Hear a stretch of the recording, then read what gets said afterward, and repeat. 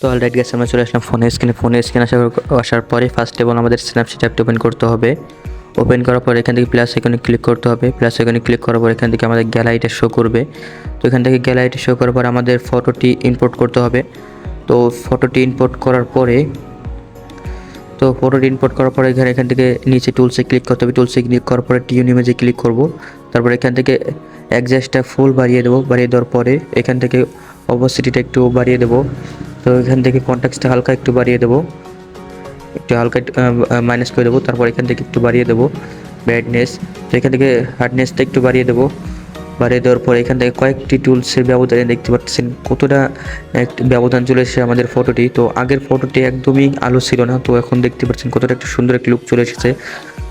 তো তো তারপরে এখানে লেয়ার আইকনে ক্লিক করে এখান থেকে ভিউ লেয়ার্সে ক্লিক করবো। তারপর টিউনোজে ক্লিক করবো। তারপর এখানে ব্রাশে ক্লিক করার পরে এখান থেকে অপশনে ক্লিক করে উপরে যে আকাশটা ছিল, যে ওখান থেকে আমরা একটু আগের যে কালারটা ছিল সেই কালারটা দিয়ে দেবো। তো এখান থেকে আমি ব্রাশ করে নিতেছি। তো আপনারা খুব সহজে ব্রাশ করে নিতে পারবেন, একটু সময় নিয়ে ব্রাশ করবেন। তো তারপর এখানে ব্রাশ করা হয়ে গেলে টিক মার্কে ক্লিক করে ওকে করে দেবেন।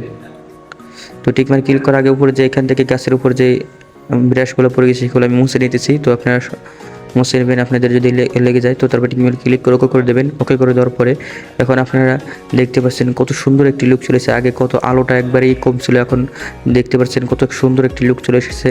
তো এক ক্লিকের মাধ্যমে আমরা এই ধরনের ফটো এডিট করতে পারলাম। তারপর এখান থেকে ফটো ক্লিক করে এখান থেকে সেভে ক্লিক করলেই আমাদের ফটো গ্যালারিতে সেভ হয়ে যাবে।